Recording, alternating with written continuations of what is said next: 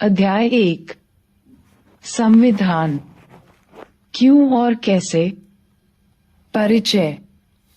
यह पुस्तक संविधान की कार्यप्रणाली पर लिखी गई है। आगे के अध्यायों में आप संविधान की कार्यप्रणाली के विभिन्न पहलुओं के बारे में पढ़ेंगे। हमारे देश के सरकार की विभिन्न संस्थाओं और उनके आपसी संबंधों के बारे में आपको ज्ञान होगा। लेकिन इसके पहले कि आप चुनाव, सरकार, राष्ट्रपति और प्रधानमंत्री के बारे में पढ़ें, यह समझना जरूरी है कि सरकार के पूरे ढांचे और सरकार की संस्थाओं को नियंत्रित करने वाले विभिन्न सिद्धांतों की उत्पत्ति भारत के संविधान से हुई है। इस अध्याय के अध्ययन से आपको निम्न बातों का ज्ञान होगा। संविधान किसे कहते हैं? संविधान समाज को क्या देता है? संविधान समाज में शक्ति का बंटवारा कैसे करता है? और भारत का संविधान कैसे बनाया गया? हमें संविधान की क्या आवश्यकता है? संविधान क्या है? इसके कार्य क्या हैं? समाज के लिए उसकी क्या भूमिका है? हमारे दैनिक जीवन से संविधान का क्या संबंध है? इन प्रश्नों के उत्तर उतने कठिन नहीं हैं जितना आप सोचते हैं। संविधान तालमेल बढ़ाता है और भरोसा दिलाता है। कल्पना करें कि आप एक बड़े समूह के सदस्य हैं। यह भी कल्पना करें कि उस समूह की कुछ विशेषताएं हैं, मसलन उस समूह के सदस्य एक दूसरे से अनेक तरह से भिन्न हैं। उनकी अलग अलग धार्मिक निष्ठाएं हैं। उनमें कुछ हिंदू, कुछ मुसलमान, कुछ ईसाई हैं और कुछ ऐसे भी हैं जो किसी धर्म को नहीं मानते। वे और आधारों पर भी भिन्न हैं। वे अलग अलग व्यवसाय करते हैं। उनकी भिन्न योग्यताएं हैं, अलग अलग शौक हैं और सिनेमा से लेकर किताबों तक उनकी पसंद अलग अलग है। उनमें कुछ धनी तो कुछ गरीब हैं। कुछ लोग बूढ़े तो कुछ जवान हैं। कल्पना करें कि ऐसे समूह के सदस्यों में जीवन के विभिन्न पहलुओं को लेकर विवाद है, जैसे किसी व्यक्ति को कितनी संपत्ति रखने की इजाजत होनी चाहिए, क्या सभी बच्चों को स्कूल भेजना अनिवार्य है या माता पिता को इसका निर्णय लेने देना चाहिए, इस समूह को अपनी सुरक्षा के लिए कितना खर्च करना चाहिए या इसकी जगह उसे बहुत सारे पार्क बनवाना चाहिए, क्या इस समूह को अपने ही कुछ सदस्यों के विरुद्ध भेदभाव करने देना चाहिए। भिन्न भिन्न लोग इनमें से प्रत्येक प्रश्न का अलग अलग उत्तर देंगे, लेकिन अपनी भिन्नताओं के बावजूद भी इस समूह को एक साथ रहना है। सदस्य अनेक रूपों में एक दूसरे पर आश्रित हैं। उन्हें एक दूसरे के सहयोग की जरूरत होती है। इस समूह को शांतिपूर्वक एक साथ रहने के लिए क्या चाहिए? लेकिन इस समूह के लोग एक साथ रह सकते हैं यदि वे कुछ बुनियादी नियमों के बारे में सहमत हो जाएं। इस समूह को ऐसे नियम क्यों चाहिए? कल्पना करें कि ऐसे बुनियादी नियमों के अभाव में क्या होगा। प्रत्येक सदस्य अपने को असुरक्षित महसूस करेगा, क्योंकि निर्णय निर्माण शक्ति की विशिष्टताएं। संविधान कुछ ऐसे बुनियादी सिद्धांतों का समूह है जिसके आधार पर राज्य का निर्माण और शासन होता है। लेकिन ये बुनियादी नियम क्या हो और ऐसी कौन सी बात है जो उन्हें बुनियादी बना देती है? पर हाँ, सबसे पहले आपको यह तय करना पड़ेगा कि जिन नियमों के आधार पर समाज का शासन होता है उन्हें बनाएगा कौन। आपको क नियम बनाने की इच्छा है, लेकिन दूसरे लोग ख नियम बनाना चाहते हैं। फिर वह कैसे तय किया जाए कि किसकी इच्छा वाले नियमों से हम पर शासन हो? जिन नियमों के अंतर्गत आप सभी को रखना चाहते हैं वे आपको सर्वश्रेष्ठ लग सकते हैं, लेकिन दूसरे लोगों को लगता है कि उनके द्वारा सुझाए गए नियम सर्वश्रेष्ठ हैं। इस विवाद को कैसे सुलझाया जाए? अतः यह निर्णय करने से पहले कि हमारे समूह को किन नियमों से शासित होना है, हमें वास्तव में यह तय करना पड़ेगा कि उन नियमों को बनाएगा कौन। संविधान ही इस प्रश्न का भी उत्तर देता है। वह समाज में शक्ति के मूल वितरण को स्पष्ट करता है। संविधान यह तब करता है कि कानून कौन बनाएगा। कानून कौन बनाएगा, इस प्रश्न का उत्तर सैद्धांतिक रूप में कई प्रकार से दिया जा सकता है। राजतंत्र में कानून का निर्माण राजा करता है, जबकि कुछ संविधान, जैसे पुराने सोवियत संघ के संविधान में निर्णय करने का अधिकार केवल एक पार्टी को दिया गया था। लेकिन लोकतांत्रिक संविधानों में निर्णय मोटे तौर पर जनता लेती है। लेकिन यह विषय इतना सरल नहीं है। यदि यह मान भी लिया जाए कि जनता निर्णय लेती है, तब भी यह प्रश्न अनुत्तरित रह जाता है कि जनता निर्णय कैसे लेती है। क्या कोई कानून बनाने के लिए सभी लोगों को सहमत होना चाहिए? प्राचीन यूनान की पद्धति के अनुसार क्या प्रत्येक मुद्दे पर सभी लोगों को वोट देना चाहिए, या लोगों को अपने निर्वाचित प्रतिनिधियों के द्वारा अपनी राय को व्यक्त करना चाहिए? लेकिन लोगों को अपने प्रतिनिधियों के माध्यम से काम करना हो, तो फिर उन प्रतिनिधियों का चयन कैसे हो और कुल कितने प्रतिनिधि हों? उदाहरण के लिए, भारतीय संविधान में यह स्पष्ट किया गया है कि अधिकतर कानून संसद बनाएगी और इस संसद का गठन भी एक विशेष प्रकार से किया जाएगा। किसी समाज में कानून कैसे हैं, इसे देखने के पहले उन कानूनों को बनाने का अधिकार रखने वालों को पहचानना होगा। यदि संसद को कानून बनाने का अधिकार है, तो पहले उसे यह अधिकार देने वाला कोई कानून होना चाहिए। यह काम संविधान करता है। संविधान वह सत्ता है जो सर्वप्रथम सरकार बनाती है। संविधान का दूसरा काम यह स्पष्ट करना है कि समाज में निर्णय लेने की शक्ति किसके पास होगी। संविधान यह भी तय करता है कि सरकार कैसे निर्मित होगी। सरकार की शक्तियों पर सीमाएं। मान लीजिए कि आपने यह तय कर लिया कि निर्णय कौन करेगा, किंतु जब उस सत्ता ने कानून बनाए तब आपको लगा कि वे कानून पूर्णतः अनुचित हैं। उदाहरण के लिए, उसने आपको अपने धर्म का पालन करने से रोक दिया, या उसने यह निर्णय लिया कि किसी खास किस्म के रंग वाले वस्त्र नहीं पहने जा सकते, या आप कुछ विशेष गीत गाने को स्वतंत्र नहीं हैं, या किसी विशेष समूह, धर्म, जाति के लोगों को सदैव दूसरों की सेवा करनी पड़ेगी और उन्हें किसी प्रकार की संपत्ति रखने का अधिकार भी नहीं होगा, या सरकार किसी को भी मनमाने तरीके से गिरफ्तार कर सकती है, या किसी एक खास रंग वाले लोगों को ही कुएं से पानी भरने की इजाजत दी जाएगी। स्वाभाविक है कि आपको यह कानून अनुचित और अन्यायपूर्ण लगेंगे। यद्यपि ये सभी कानून उस सरकार द्वारा बनाए गए जो एक विशेष प्रक्रिया का पालन करके बनी थी। लेकिन सरकार द्वारा ऐसे कानूनों को बनाने के पीछे जरूर कोई अन्यायपूर्ण बात रही होगी। अतः संविधान का तीसरा काम यह है कि वह सरकार द्वारा अपने नागरिकों पर लागू किए जाने वाले कानूनों पर कुछ सीमाएं लगाए। ये सीमाएं इस रूप में मौलिक होती हैं कि सरकार कभी उसका उल्लंघन नहीं कर सकती। संविधान सरकार की शक्तियों को कई तरह से सीमित करता है। सरकार की शक्तियों को सीमित करने का सबसे सरल तरीका यह है कि नागरिकों के रूप में हमारे मौलिक अधिकारों को स्पष्ट कर दिया जाए और कोई भी सरकार कभी भी उनका उल्लंघन न कर सके। इन अधिकारों का वास्तविक स्वरूप और व्याख्याएं भिन्न भिन्न संविधानों में बदलती रहती हैं, लेकिन अधिकतर संविधानों में कुछ विशेष मौलिक अधिकार सदैव पाए जाते हैं।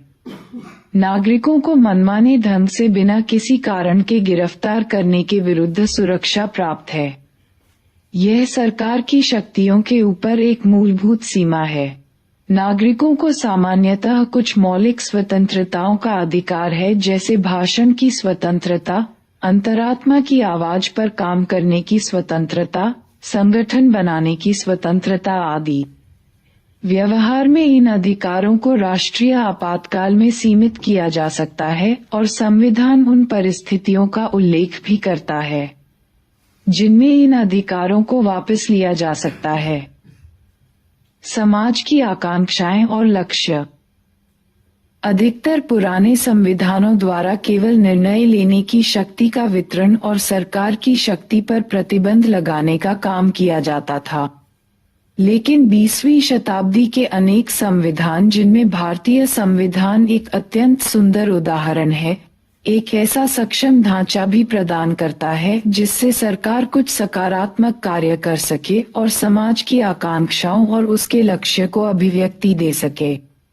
भारतीय संविधान ने इस संबंध में कुछ नए प्रयोग किए। जिन समाजों में नाना प्रकार की असमानताओं की गहरी खाइयां हों, वहां केवल सरकार की शक्तियों पर प्रतिबंध लगाना ही पर्याप्त नहीं, वरन वहां सरकार को समर्थ और शक्तिशाली भी बनाना पड़ेगा, जिससे वह असमानता और गरीबी के विभिन्न रूपों से निपट सके। योजक चिन्ह। उदाहरण के लिए, भारत की आकांक्षा है कि हम एक ऐसा समाज बनाएं जिसमें जातिगत भेदभाव न हो। यदि यह हमारे समाज की आकांक्षा है, तो हमें अपनी सरकार को इतना समर्थ और शक्तिशाली बनाना पड़ेगा कि वह इस लक्ष्य को प्राप्त करने के लिए सभी आवश्यक कदम उठा सके। दक्षिण अफ्रीका नस्लीय भेदभाव के पुराने इतिहास का उदाहरण है। उसके नए संविधान ने सरकार को इस योग्य बनाया है कि वह नस्लीय भेदभाव को मिटा सके। वास्तव में एक संविधान अपने समाज की आकांक्षाओं का पिटारा है। उदाहरण के लिए, भारत में संविधान निर्माताओं की इच्छा थी कि समाज के प्रत्येक व्यक्ति को बुनियादी भौतिक जरूरतें और शिक्षा सहित वह सब कुछ मिलना चाहिए जिसके आधार पर वह गरिमा और सामाजिक आत्मसम्मान से भरा हुआ जीवन जी सके। भारतीय संविधान सरकार को वह सामर्थ्य प्रदान करता है जिससे वह कुछ सकारात्मक लोक कल्याणकारी कदम उठा सके और जिन्हें कानून की मदद से लागू भी किया जा सके। जैसे जैसे हम भारतीय संविधान को पढ़ते हैं, हमें पता चलता है कि ऐसी सामर्थ्य प्रदान करने वाले प्रावधानों को हमारे संविधान की प्रस्तावना का समर्थन प्राप्त है और वे संविधान के मौलिक अधिकारों वाले भाग में पाए जाते हैं। संविधान का चौथा काम यह है कि वह सरकार को ऐसी क्षमता प्रदान करे जिससे वह जनता की आकांक्षाओं को पूरा कर सके और एक न्यायपूर्ण समाज की स्थापना के लिए उचित परिस्थितियों का निर्माण कर सके। संविधान के समर्थ बनाने वाले प्रावधान। संविधान सरकार की शक्तियों को नियंत्रित करने वाले नियमों और कानूनों का ही नाम नहीं है। वह सरकार को ऐसी शक्तियां भी देता है जिससे वह समाज की सामूहिक भलाई के लिए काम कर सके। दक्षिण अफ्रीका का संविधान सरकार को अनेक उत्तरदायित्व सौंपता है। वह सरकार को पर्यावरण संरक्षण को बढ़ावा देने और अन्यायपूर्ण भेदभाव से व्यक्तियों और समूहों को बचाने का प्रयास करने के लिए कदम उठाने का अधिकार देता है और यह प्रावधान भी करता है कि सरकार धीरे धीरे सभी के लिए पर्याप्त आवास और स्वास्थ्य सुविधाएं उपलब्ध कराए। इंडोनेशिया में सरकार की जिम्मेदारी है कि वह राष्ट्रीय शिक्षा व्यवस्था बनाए और उसका संचालन करे। इंडोनेशिया का संविधान यह भी सुनिश्चित करता है कि सरकार गरीब और अनाथ बच्चों की देखभाल करेगी। राष्ट्र की बुनियादी पहचान। आखिरी और शायद सबसे महत्वपूर्ण बात यह है कि संविधान किसी समाज की बुनियादी पहचान होता है। इसका अर्थ यह है कि संविधान के माध्यम से ही किसी समाज की एक सामूहिक इकाई के रूप में पहचान होती है। इस सामूहिक पहचान को बनाने के लिए हमें इस संबंध में कुछ बुनियादी नियमों पर सहमत होना पड़ता है कि हम पर शासन कैसे होगा और शासितों में कौन कौन से लोग होंगे। संविधान बनने के पहले हमारी अन्य अनेक प्रकार की पहचान या अस्मिताएं होती हैं, लेकिन कुछ बुनियादी नियमों और सिद्धांतों पर सहमत होकर हम अपनी मूलभूत राजनीतिक पहचान बनाते हैं। दूसरा, संवैधानिक नियम हमें एक ऐसा विशाल ढांचा प्रदान करते हैं जिसके अंतर्गत हम अपनी व्यक्तिगत आकांक्षाओं, लक्ष्य और स्वतंत्रताओं का प्रयोग करते हैं। संविधान आधिकारिक बंधन लगाकर यह तय कर देता है कि कोई क्या कर सकता है और क्या नहीं।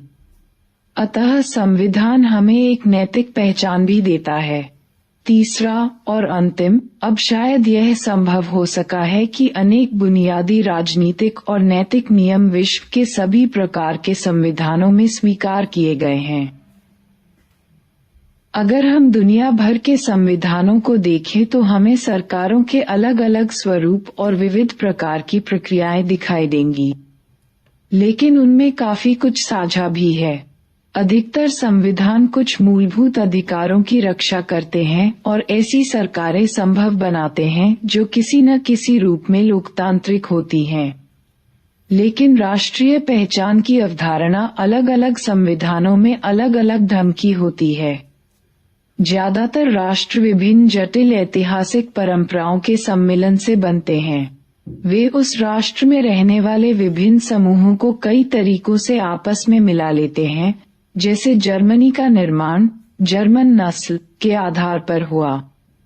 संविधान ने इस पहचान को अभिव्यक्ति दी। दूसरी ओर भारतीय संविधान जातीयता या नस्ल को नागरिकता के आधार के रूप में मान्यता नहीं देता। विभिन्न राष्ट्रों में देश की केंद्रीय सरकार और विभिन्न क्षेत्रों के बीच के संबंधों को लेकर भिन्न भिन्न अवधारणाएं होती हैं। यह संबंध उस देश की राष्ट्रीय पहचान बनाता है। संविधान की सत्ता। हमने संविधान द्वारा किए जाने वाले कुछ कार्यों की रूपरेखा प्रस्तुत की है। कहाँ पहुँचे, क्या समझे? नीचे भारतीय और अन्य संविधानों के कुछ प्रावधान दिए गए हैं। बताएं कि इनमें प्रत्येक प्रावधान का क्या कार्य है। सरकार किसी भी नागरिक को किसी धर्म का पालन करने या न करने की आज्ञा नहीं दे सकती। सरकार की शक्ति या सीमा। सरकार को आय और संपत्ति की असमानता को कम करने का प्रयास अवश्य करना चाहिए। राष्ट्रपति के पास प्रधानमंत्री को नियुक्त करने की शक्ति है। संविधान वह सर्वोच्च कानून है जिसका सभी को पालन करना पड़ता है। भारतीय नागरिकता किसी खास नस्ल, जाति या धर्म तक सीमित नहीं है। इन कार्यों से स्पष्ट होता है कि क्यों अधिकतर समाजों में एक संविधान होता है। लेकिन संविधान के बारे में हम 3 और प्रश्न कर सकते हैं। क, संविधान क्या है? ख, संविधान कितना प्रभावी है? ग, क्या संविधान न्यायपूर्ण है? अधिकतर देशों में संविधान एक लिखित दस्तावेज के रूप में होता है जिसमें राज्य के बारे में कई प्रावधान होते हैं। यह प्रावधान बताते हैं कि राज्य का गठन कैसे होगा और वह किन सिद्धांतों का पालन करेगा। जब हम किसी देश के संविधान की बात करते हैं तो सामान्य रूप से हम उसी दस्तावेज का जिक्र कर रहे होते हैं। लेकिन कुछ देशों जैसे इंग्लैंड के पास ऐसा कोई दस्तावेज नहीं है जिसे संविधान कहा जा सके, बल्कि उनके पास दस्तावेजों और निर्णयों की एक लंबी श्रृंखला है जिसे सामूहिक रूप से संविधान कहा जाता है। अतः हम कह सकते हैं कि संविधान वह दस्तावेज या दस्तावेजों का पुंज है जो उन कार्यों को करने का प्रयास करता है जिसका ऊपर उल्लेख किया गया है। लेकिन विश्व में अनेक संविधान केवल कागज पर ही होते हैं। वे केवल थोथे शब्द होते हैं और कुछ नहीं। महत्वपूर्ण प्रश्न यह है कि कोई संविधान कितना प्रभावी है, उसे कौन सी बात प्रभावी बनाती है, कौन सी बात यह सुनिश्चित करती है कि लोगों के जीवन पर वास्तव में उसका प्रभाव पड़ा है। संविधान का प्रभावी होना अनेक कारणों पर निर्भर है। संविधान को प्रचलन में लाने का तरीका। इसका मतलब है कि कोई संविधान कैसे अस्तित्व में आया, किसने संविधान बनाया और उनके पास इसे बनाने की कितनी शक्ति थी। अनेक देशों में संविधान इसीलिए निष्प्रभावी होते हैं क्योंकि वे सैनिक शासकों या ऐसे अलोकप्रिय नेताओं के द्वारा बनाए जाते हैं जिनके पास लोगों को अपने साथ लेकर चलने की क्षमता नहीं होती। विश्व के सर्वाधिक सफल संविधान भारत, दक्षिण अफ्रीका और अमेरिका के हैं। ये ऐसे संविधानों के उदाहरण हैं जिन्हें एक सफल राष्ट्रीय आंदोलन के बाद बनाया गया। यद्यपि भारतीय संविधान को औपचारिक रूप से एक संविधान सभा ने दिसंबर 1946 और नवंबर 1949 के मध्य बनाया, पर ऐसा करने में उसने राष्ट्रीय आंदोलन के लंबे इतिहास से काफी प्रेरणा ली। राष्ट्रीय आंदोलन में समाज के सभी वर्गों को एक साथ लेकर चलने की विलक्षण क्षमता थी। संविधान को भारी वैधता मिली क्योंकि उसे ऐसे लोगों ने बनाया जिनमें समाज का अटूट विश्वास था और जिनके पास समाज के विभिन्न वर्गों से सीधा संवाद करने और उनका सम्मान प्राप्त करने की क्षमता थी। संविधान निर्माता लोगों को यह समझाने में सफल रहे कि संविधान उनकी व्यक्तिगत शक्तियों को बढ़ाने का कोई साधन नहीं है। यही कारण है कि संविधान को भारी वैधता मिली।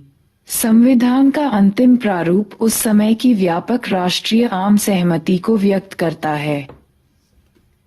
कुछ देशों ने अपने संविधान पर पूर्ण जनमत संग्रह कराया, जिसमें सभी लोग अपनाए जा रहे संविधान के पक्ष या विपक्ष में राय देते हैं।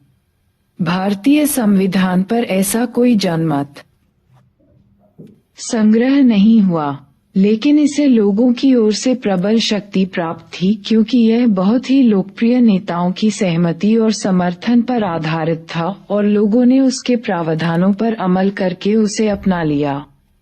अतः संविधान बनाने वालों का प्रभाव भी एक हद तक संविधान की सफलता की संभावना सुनिश्चित करता है। संविधान के मौलिक प्रावधान। एक सफल संविधान की यह विशेषता है कि वह प्रत्येक व्यक्ति को संविधान के प्रावधानों का आदर करने का कोई कारण अवश्य देता है। उदाहरण के लिए, जिस संविधान में बहुसंख्यकों को समाज के अल्पसंख्यक समूहों का उत्पीड़न करने की अनुमति दी गई हो, वहां अल्पसंख्यकों के पास कोई कारण नहीं होगा कि वे संविधान के प्रावधानों का आदर करें। कोई संविधान अन्य लोगों की तुलना में कुछ लोगों को ज्यादा सुविधाएं देता है या सुनियोजित ढंग से समाज के छोटे छोटे समूहों की शक्ति को और मजबूत करता है, तो उसे जनता की निष्ठा मिलनी बंद हो जाएगी। यदि कोई समूह यह महसूस करे कि उसकी पहचान को दबाया जा रहा है, तो उसके पास संविधान को मानने का कोई कारण नहीं होगा। कोई भी संविधान खुद से न्याय के आदर्श स्वरूप की स्थापना नहीं करता, लेकिन उसे लोगों को विश्वास दिलाना पड़ता है कि वह बुनियादी न्याय को प्राप्त करने के लिए ढांचा उपलब्ध कराता है। नेपाल के संविधान निर्माण का विवाद। संविधान बनाना कोई आसान और सुगम काम नहीं है। नेपाल संविधान बनाने की एक जटिल प्रक्रिया का उदाहरण है। 1948 के बाद से नेपाल में 5 संविधान बनाए जा चुके हैं: 1948, 1951, 1959, 1962 और 1990 में। लेकिन ये सभी संविधान नेपाल नरेश द्वारा प्रदान किए गए। 1990 में संविधान द्वारा बहुदलीय लोकतंत्र की शुरुआत की गई, पर अनेक क्षेत्रों में नरेश के पास अंतिम शक्तियां बनी रहीं। पिछले वर्षों में नेपाल में सरकार और राजनीति की पुनर्संरचना के लिए सशस्त्र राजनीतिक आंदोलन चल रहा था। उसमें प्रमुख मुद्दा यही था कि संविधान में राजा की भूमिका क्या होनी चाहिए। नेपाल के कुछ समूह राजतंत्र नामक संस्था को ही खत्म करने और गणतांत्रिक सरकार की स्थापना के पक्ष में थे। कुछ लोगों का मानना था कि राजा की सीमित भूमिका के साथ संवैधानिक राजतंत्र का बना रहना उपयोगी रहेगा। स्वयं राजा भी शक्तियों को छोड़ने के लिए तैयार नहीं था। राजा ने अक्टूबर 2002 में समस्त शक्तियों को अपने हाथ में ले लिया। बहुत सारे राजनीतिक दल और संगठन एक नई संविधान सभा के गठन की मांग कर रहे थे। नेपाली कम्युनिस्ट पार्टी, माओवादी जनता द्वारा चुनी गई संविधान सभा के संघर्ष में सबसे आगे थी। अंततः जन प्रदर्शन के दबाव के सामने झुकते हुए राजा को एक ऐसी सरकार बनवानी पड़ी जो आंदोलनकारी दलों को स्वीकार्य थी।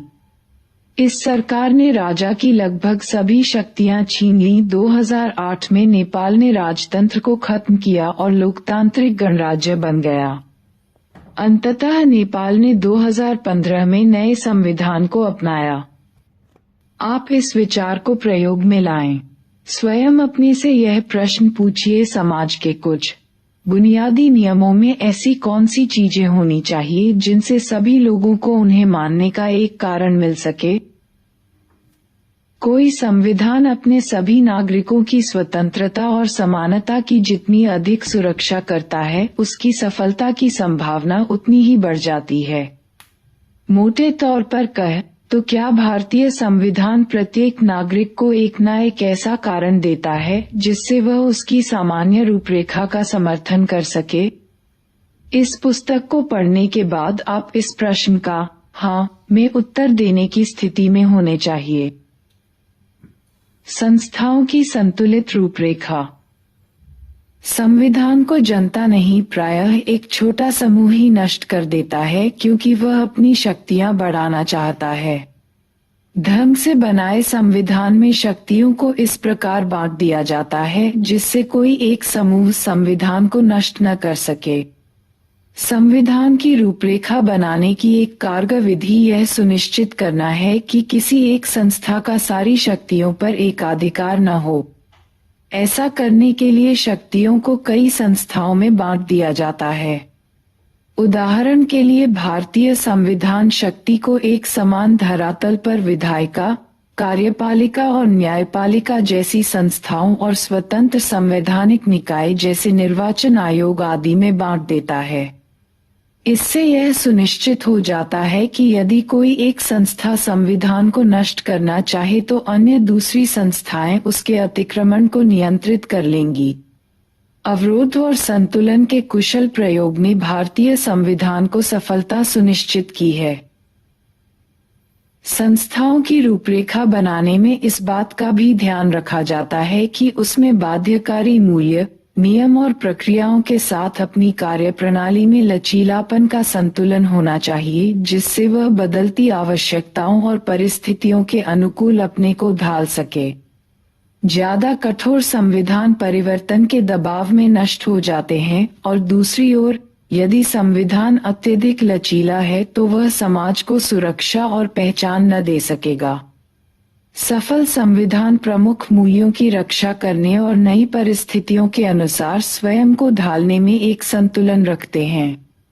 आप भारतीय संविधान निर्माताओं की समझदारी को 9वें अध्याय संविधान एक जीवंत दस्तावेज में महसूस करेंगे, जिसमें भारतीय संविधान को एक जीवंत दस्तावेज की संज्ञा दी गई है। अपने प्रावधानों में परिवर्तन की संभावना और एक हद तक ठोस रूप में संतुलन बैठा कर संविधान सुनिश्चित करता है कि वह दीर्घायु होगा और जनता का आदर प्राप्त करेगा। इस व्यवस्था से यह भी सुनिश्चित हो जाता है कि कोई भी वर्ग या समूह अपने बल वृत्ते संविधान को नष्ट नहीं कर सकेगा। अतः यह पता लगाने के लिए कि क्या किसी संविधान की सत्ता मान्य है, आप अपने से 3 प्रश्न पूछ सकते हैं। क्या जिन लोगों ने संविधान बनाया वे विश्वसनीय थे? इस प्रश्न का उत्तर इसी अध्याय में आगे मिलेगा। दूसरा, क्या संविधान ने सुनिश्चित किया था कि सूझबूझ के साथ शक्ति को इस प्रकार संगठित किया जाए कि किसी एक समूह के लिए संविधान नष्ट करना आसान न हो? और सबसे अधिक महत्वपूर्ण बात यह है कि क्या संविधान सबको कुछ ऐसा कारण देता है कि वे संविधान का पालन करें? इस पुस्तक के अधिकतर हिस्से में इसी प्रश्न का उत्तर दिया गया है। क्या संविधान लोगों की आशाओं और आकांक्षाओं का पिटारा है? संविधान द्वारा लोगों की निष्ठा प्राप्त करने की योग्यता काफी कुछ इस बात पर भी निर्भर करती है कि संविधान न्यायपूर्ण है या नहीं। भारतीय संविधान में न्याय के बुनियादी सिद्धांत क्या हैं? इस पुस्तक का अंतिम अध्याय इस प्रश्न का उत्तर देगा। भारतीय संविधान कैसे बना? आइए देखें कि भारतीय संविधान कैसे बना। औपचारिक रूप से एक संविधान सभा ने संविधान को बनाया जिसे अविभाजित भारत में निर्वाचित किया गया था। इसकी पहली बैठक 9 दिसंबर 1946 को हुई और फिर 14 अगस्त 1947 को विभाजित भारत के संविधान सभा के रूप में इसकी पुनः बैठक हुई। संविधान सभा के सदस्य 1935 में स्थापित प्रांतीय विधानसभाओं के सदस्यों द्वारा अप्रत्यक्ष विधि से चुने गए। संविधान सभा की रचना लगभग उसी योजना के अनुसार हुई जिसे ब्रिटिश मंत्रिमंडल की एक समिति कैबिनेट मिशन ने प्रस्तावित किया था। इस योजना के अनुसार प्रत्येक प्रांत, देशी रियासत या रियासतों के समूह को उनकी जनसंख्या के अनुपात में सीटें दी गई। मोटे तौर पर 10 लाख की जनसंख्या पर एक सीट का अनुपात रखा गया। परिणामस्वरूप ब्रिटिश सरकार के प्रत्यक्ष शासन वाले प्रांतों को 292 सदस्य चुनने थे तथा देशी रियासतों को न्यूनतम 93 सीटें आवंटित की गई। प्रत्येक प्रांत की सीटों को 3 प्रमुख समुदायों मुसलमान, सिख और सामान्य में उनकी जनसंख्या के अनुपात में बांट दिया गया। प्रांतीय विधानसभाओं में प्रत्येक समुदाय के सदस्यों ने अपने प्रतिनिधियों को चुना और इसके लिए उन्होंने समानुपातिक प्रतिनिधित्व और एकल संक्रमण मत पद्धति का प्रयोग किया। देशी रियासतों के प्रतिनिधियों के चुनाव का तरीका उनके परामर्श से तय किया गया। अध्याय के पिछले भाग में उन तीनों कारकों पर प्रकाश डाला गया जो संविधान को प्रभावी और सम्मान के योग्य बनाते हैं। भारतीय संविधान इस परीक्षा में किस हद तक कामयाब होता है? अपने राजनीतिक लोकतंत्र को हमें सामाजिक लोकतंत्र का रूप भी देना चाहिए। राजनीतिक लोकतंत्र तब तक स्थायी नहीं रह सकता है जब तक कि उसका आधार सामाजिक लोकतंत्र न हो। सामाजिक लोकतंत्र का क्या अर्थ है? इसका अर्थ जीवन के उस मार्ग से है जो स्वतंत्रता, समता और बंधुता को जीवन के सिद्धांतों के रूप में स्वीकार करता है। स्वतंत्रता, समता और बंधुता के सिद्धांतों को इन तीनों के एक संयुक्त रूप से पृथक पृथक रूपों में नहीं समझना चाहिए। ये तीनों मिलकर एक ऐसा संयुक्त रूप बनाते हैं कि इनमें से एक को दूसरे से अलग करना लोकतंत्र के मूल प्रयोजन को ही विफल कर देना है। स्वतंत्रता को समता से अलग नहीं किया जा सकता है, समता को स्वतंत्रता से अलग नहीं किया जा सकता है, और न ही स्वतंत्रता और समता को बंधुता से अलग किया जा सकता है। समताविहीन स्वतंत्रता कुछ व्यक्तियों की अनेक व्यक्तियों पर प्रभुता को जन्म देगी। स्वतंत्रताविहीन समता व्यक्तिगत पहल को नष्ट कर देगी। बंधुता के बिना स्वतंत्रता और समता अपना स्वाभाविक मार्ग ग्रहण नहीं कर सकते। Doctor B.R. अम्बेडकर संविधान सभा के बाद विवाद खंड 4 पृष्ठ 979 25 नवंबर 1949। क्या आपकी कक्षा में स्वतंत्रता, समता और बंधुता के सिद्धांतों को व्यवहार में लाया जाता है? इनको एक साथ कैसे व्यवहार में ला सकते हैं? अपने साथियों के साथ चर्चा कीजिए। संविधान सभा का स्वरूप 3 जून 1947 की योजना के अनुसार विभाजन के बाद वे सभी प्रतिनिधि संविधान सभा के सदस्य नहीं रहे जो पाकिस्तान के क्षेत्रों से चुनकर आए थे। संविधान सभा के वास्तविक सदस्यों की संख्या घटकर 299 रह गई। इनमें से 26 नवंबर 1949 को कुल 284 सदस्य उपस्थित थे। इन्होंने ही अंतिम रूप से पारित संविधान पर अपने हस्ताक्षर किए। इस प्रकार इस उपमहाद्वीप में विभाजन से उपजी विभीषिका और हिंसा के बीच संविधान निर्माण का काम हुआ। लेकिन संविधान निर्माताओं के धैर्य की प्रशंसा करनी पड़ेगी कि उन्होंने न केवल अत्यधिक दबाव में एक संविधान बनाया बल्कि विभाजन के कारण हुई अकल्पनीय हिंसा से सही सबक भी लिया। भारत के संविधान ने नागरिकता की एक नई अवधारणा प्रस्तुत की। इसके अंतर्गत अल्पसंख्यक न केवल सुरक्षित होंगे बल्कि धार्मिक पहचान का नागरिक अधिकारों पर भी कोई प्रभाव नहीं पड़ेगा।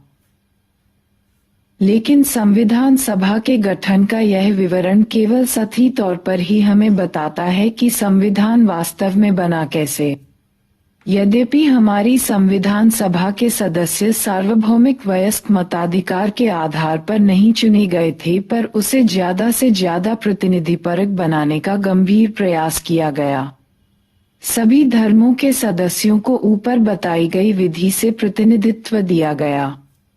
इसके अतिरिक्त संविधान सभा में अनुसूचित जातियों के 28 सदस्य थे। जहां तक राजनीतिक दलों का सवाल है, विभाजन के बाद संविधान सभा में कांग्रेस का वर्चस्व था और उसे 182% सीटें प्राप्त थीं। लेकिन कांग्रेस स्वयं विविधताओं से भरी हुई एक ऐसी पार्टी थी जिसमें लगभग सभी विचारधाराओं की नुमाइंदगी थी। संविधान सभा के कामकाज की शैली। संविधान सभा की सत्ता केवल इस बात पर ही नहीं टिकी थी कि वह मोटे तौर पर, हालांकि पूर्ण रूप से नहीं, सबका प्रतिनिधित्व कर रही थी। संविधान बनाने के लिए अपनाई गई प्रक्रिया और सदस्यों के विचार विमर्श की जड़ में छुपे मूल्यों में ही संविधान सभा की लोकप्रिय सत्ता का आधार था। जहां प्रतिनिधित्व का दावा करने वाली किसी सभा के लिए वांछनीय है कि उसमें समाज के विभिन्न वर्ग सहभागी हों, वहीं यह भी महत्वपूर्ण है कि वे केवल अपनी पहचान या समुदाय का ही प्रतिनिधित्व न करें। संविधान सभा के सदस्यों ने पूरे देश के हित को ध्यान में रखकर विचार विमर्श किया। सदस्यों में प्रायः मतभेद हो जाते थे, लेकिन सदस्यों द्वारा अपने हितों को आधार बनाकर शायद ही कोई मतभेद हुआ हो। ये मतभेद वास्तव में वैध सैद्धांतिक आधार पर थे। हालांकि संविधान सभा में अनेक मतभेद थे। भारत में शासन प्रणाली केंद्रीकृत होनी चाहिए या विकेंद्रीकृत? राज्यों के बीच कैसे संबंध होने चाहिए? न्यायपालिका की क्या शक्तियां होनी चाहिए? क्या संविधान को संपत्ति के अधिकारों की रक्षा करनी चाहिए? लगभग उन सभी विषयों पर गहराई से चर्चा हुई जो आधुनिक राज्य की बुनियाद हैं। संविधान का केवल एक ही प्रावधान ऐसा है जो लगभग बिना किसी वाद विवाद के पास हो गया। यह प्रावधान सार्वभौमिक मताधिकार का था, जिसका अर्थ है कि धर्म, जाति, शिक्षा, लिंग और आय के आधार पर भेदभाव के बिना सभी नागरिकों को एक निश्चित आयु प्राप्त करने पर वोट देने का अधिकार होगा। सदस्यों ने इस पर वाद विवाद आवश्यक नहीं माना कि किसे वोट देने का अधिकार होना चाहिए, लेकिन इसके अतिरिक्त प्रत्येक विषय पर गंभीर विचार विमर्श और वाद विवाद हुए। इस सभा की लोकतांत्रिक मूल्यों के प्रति निष्ठा का इससे बढ़िया व्यवहारिक रूप कुछ और नहीं हो सकता था। संविधान सभा की असली ताकत इस बात से मिल रही थी कि वह सार्वजनिक हित का काम कर रही है। इसके सदस्यों ने चर्चा और तर्कपूर्ण बहसों पर काफी जोर दिया। उन्होंने सिर्फ अपने हितों की बात नहीं की, बल्कि अपनी सोच और फैसले के पक्ष में अन्य सदस्यों को सैद्धांतिक कारण दिए। अपनी सोच के पक्ष में दूसरों से तर्कपूर्ण संवाद स्वार्थ या संकीर्णता से ऊपर उठा देता है। संविधान सभा में हुई चर्चा कई मोटे मोटे खंडों में प्रकाशित हुई है और हर अनुच्छेद को लेकर जैसी विस्तृत और बारीकी से बातचीत हुई है, वह सार्वजनिक विवेक की भावना को सबसे प्रामाणिक ढंग से सामने लाती है। ये बहसें भी फ्रांसीसी और अमेरिकी क्रांति की तरह संविधान निर्माण के इतिहास के सबसे महत्वपूर्ण और यादगार अध्यायों में से हैं। कार्यविधि। संविधान सभा की सामान्य कार्यविधि में भी सार्वजनिक विवेक का महत्व स्पष्ट दिखाई देता था। विभिन्न मुद्दों के लिए संविधान सभा की 8 मुख्य कमेटियां थीं। आमतौर पर जवाहरलाल नेहरू, राजेंद्र प्रसाद, सरदार पटेल या B.R. अम्बेडकर इन कमेटियों की अध्यक्षता करते थे। ये ऐसे लोग थे जिनके विचार हर बात पर एक दूसरे के समान नहीं थे। अम्बेडकर तो कांग्रेस और गांधी के कड़े आलोचक थे और उन पर अनुसूचित जातियों के उत्थान के लिए पर्याप्त काम न करने का आरोप लगाते थे। पटेल और नेहरू बहुत से मुद्दों पर एक दूसरे से असहमत थे। फिर भी सबने एक साथ मिलकर काम किया। प्रत्येक कमेटी ने आमतौर पर संविधान के कुछ प्रावधानों का प्रारूप तैयार किया, जिन पर बाद में पूरी संविधान सभा में चर्चा की गई। आमतौर पर यह प्रयास किया गया कि फैसले आम राय से हाँ और कोई भी प्रावधान किसी खास हित समूह के पक्ष में न हो। कई प्रावधानों पर निर्णय मत विभाजन करके भी लिए गए। ऐसे अवसरों पर भी हर सरोकार का ध्यान रखा गया और हर तर्क और शंका का समाधान बहुत ही सावधानी से किया गया। लिखित रूप में उनका जवाब दिया गया। 2 वर्ष और 11 महीने की अवधि में संविधान सभा की बैठकें 166 दिनों तक चलीं। इसके सत्र अखबारों और आम लोगों के लिए खुले हुए थे। राष्ट्रीय आंदोलन की विरासत। लेकिन कोई भी संविधान केवल अपनी संविधान सभा के बूते नहीं बनता। भारत की संविधान सभा इतनी विविधतापूर्ण थी कि वह सामान्य ढंग से काम ही नहीं कर सकती थी यदि उसके पीछे उन सिद्धांतों पर आम सहमति न होती जिन्हें संविधान में रखा जाना था। इन सिद्धांतों पर जैसा मैंने महसूस किया, शायद ही किसी ने किया हो कि प्रारूप समिति के सदस्यों विशेषकर इसके सभापति डॉक्टर अंबेडकर ने अस्वस्थ होने के बावजूद कितने उत्साह और लगन के साथ कार्य किया। डॉक्टर अंबेडकर को प्रारूप समिति में शामिल करने और इसके सभापति बनाने के निर्णय से बेहतर और कोई निर्णय नहीं हो सकता था। उन्होंने न केवल अपने चयन को न्यायोचित सिद्ध किया बल्कि उन्होंने जो कार्य किया उसे भी गरिमा प्रदान की। इस संबंध में समिति के अन्य सदस्यों में परस्पर भेद करना पक्षपातपूर्ण होगा। मैं जानता हूं कि उन सभी ने उतने ही उत्साह और लगन के साथ कार्य किया जितना कि उसके सभापति ने। वे सभी देश की कृतज्ञता के पात्र हैं। डॉक्टर राजेंद्र प्रसाद। संविधान सभा के वाद विवाद, खंड शी पृष्ठ 994, 26 नवंबर 1949। स्वतंत्रता आंदोलन के दौरान सहमति बनी। एक तरह से संविधान सभा केवल उन सिद्धांतों को मूर्त रूप और आकार दे रही थी जो उसने राष्ट्रीय आंदोलन से विरासत में प्राप्त किए थे। संविधान लागू होने के कई दशक पूर्व से ही राष्ट्रीय आंदोलन में उन प्रश्नों पर चर्चा हुई थी जो संविधान बनाने के लिए प्रासंगिक थे, जैसे भारत में सरकार का स्वरूप और संरचना कैसी होनी चाहिए, हमें किन मूल्यों का समर्थन करना चाहिए, किन असमानताओं को दूर किया जाना चाहिए आदि। उन बहसों से प्राप्त निष्कर्षों को ही संविधान में अंतिम रूप प्रदान किया गया। राष्ट्रीय आंदोलन से जिन सिद्धांतों को संविधान सभा में लाया गया उसका सर्वोत्तम सारांश हमें नेहरू द्वारा 1946 में प्रस्तुत उद्देश्य प्रस्ताव में मिलता है। इस प्रस्ताव में संविधान सभा के उद्देश्यों को परिभाषित किया गया था।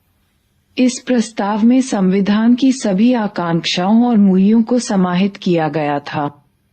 पिछले भाग में जिसे संविधान के मौलिक प्रावधान कहा गया था वह वास्तव में उद्देश्य प्रस्ताव में समाहित मूल्यों से प्रेरित और उनका सारांश है। इसी प्रस्ताव के आधार पर हमारे संविधान में समानता, स्वतंत्रता, लोकतंत्र, संप्रभुता और एक सार्वजनीन पहचान जैसी बुनियादी प्रतिबद्धताओं को संस्थागत स्वरूप दिया गया। अतः हमारा संविधान केवल नियमों और प्रक्रियाओं की भूलभुलैया नहीं है, बल्कि यह एक ऐसी सरकार बनाने की नैतिक प्रतिबद्धता है जो राष्ट्रीय आंदोलन में लोगों को दिए गए आश्वासनों को पूरा करेगी। संस्थागत व्यवस्थाएं। संविधान को प्रभावी बनाने का तीसरा कारक यह है कि सरकार की सभी संस्थाओं को संतुलित ढंग से व्यवस्थित किया जाए। मूल सिद्धांत यह रखा गया कि सरकार लोकतांत्रिक रहे और जन कल्याण के लिए प्रतिबद्ध हो। संविधान सभा ने शासन के विभिन्न अंगों विधायिका, कार्यपालिका और न्यायपालिका के बीच समुचित संतुलन स्थापित करने के लिए बहुत विचार मंथन किया। संविधान सभा ने संसदीय शासन व्यवस्था और संघात्मक उद्देश्य प्रस्ताव के प्रमुख बिंदु। भारत एक स्वतंत्र संप्रभु गणराज्य है। भारत ब्रिटेन के अधिकार में आने वाले भारतीय क्षेत्रों, देशी रियासतों और देशी रियासतों के बाहर के ऐसे क्षेत्र जो हमारे संघ का अंग बनना चाहते हैं, का एक संघ होगा। संघ की इकाइयां स्वायत्त होंगी और उन सभी शक्तियों का प्रयोग और कार्यों का संपादन करेगी जो संघीय सरकार को नहीं दी गई। संप्रभु और स्वतंत्र भारत तथा इसके संविधान की समस्त शक्तियों और सत्ता का स्रोत जनता है। भारत के सभी लोगों को सामाजिक, आर्थिक और राजनीतिक न्याय, कानून के समक्ष समानता, प्रतिष्ठा और अवसर की समानता तथा कानून और सार्वजनिक नैतिकता की सीमाओं में रहते हुए भाषण, अभिव्यक्ति, विश्वास, धर्म, उपासना, व्यवसाय, संगठन और कार्य करने की मौलिक स्वतंत्रता की गारंटी और सुरक्षा दी जाएगी। अल्पसंख्यकों, पिछड़े व जनजातीय क्षेत्र, दलित व अन्य पिछड़े वर्गों को समुचित सुरक्षा दी जाएगी। गणराज्य की क्षेत्रीय अखंडता तथा थल, जल और आकाश में इसके संप्रभु अधिकारों की रक्षा सभ्य राष्ट्रों के कानून और न्याय के अनुसार की जाएगी। विश्व शांति और मानव कल्याण के विकास के लिए देश स्वेच्छापूर्वक और पूर्ण योगदान करेगा। व्यवस्था को स्वीकार किया जो एक और विधायिका और कार्यपालिका के बीच तथा दूसरी ओर केंद्रीय सरकार और राज्यों के बीच शक्तियों का वितरण करती है। शासकीय संस्थाओं की सर्वाधिक संतुलित व्यवस्था स्थापित करने में हमारे संविधान निर्माताओं ने दूसरे देशों के प्रयोगों और अनुभवों से कुछ सीखने में कोई संकोच नहीं किया। इसी प्रकार हमारे संविधान निर्माताओं ने अन्य संवैधानिक परंपराओं से कुछ ग्रहण करने से भी कोई परहेज नहीं किया। यह उनके व्यापक ज्ञान का प्रमाण है कि उन्होंने किसी भी ऐसे बौद्धिक तर्क या ऐतिहासिक उदाहरण की अनदेखी नहीं की जो उनके कार्य को संपन्न करने के लिए जरूरी था। अतः उन्होंने विभिन्न देशों से अनेक प्रावधानों को भी लिया, लेकिन उन विचारों को लेना कोई नकलची मानसिकता का परिणाम नहीं था, बल्कि बात इससे बिल्कुल अलग थी। संविधान के प्रत्येक प्रावधान को इस आधार पर उचित सिद्ध करना था कि वह भारत की समस्याओं और आशाओं के अनुरूप है। यह भारत का सौभाग्य ही था कि हमारी संविधान सभा ने संकुचित दृष्टिकोण छोड़कर संपूर्ण विश्व से सर्वोत्तम चीजों को ग्रहण किया और उन्हें अपना बना लिया। हम पूछना चाहेंगे कि विश्व इतिहास के इस पड़ाव पर बनाए गए संविधान में क्या कुछ नया भी हो सकता है? आज इस समय बनाए संविधान में यदि कुछ नया हो सकता है तो वह यह कि उसमें केवल कुछ ऐसे परिवर्तन किए जाएं जो कमियों को दूर करें और उसे देश की आवश्यकताओं के अनुरूप बना सकें। Doctor B.R. अम्बेडकर, संविधान सभा वाद विवाद, खंड 7, पृष्ठ 37, 4 नवंबर 1948। देशों के संविधानों से लिए गए प्रावधान। ब्रिटिश संविधान।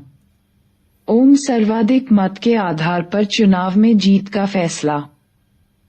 सरकार का संसदीय स्वरूप। कानून के शासन का विचार। विधायिका में अध्यक्ष का पद और उनकी भूमिका।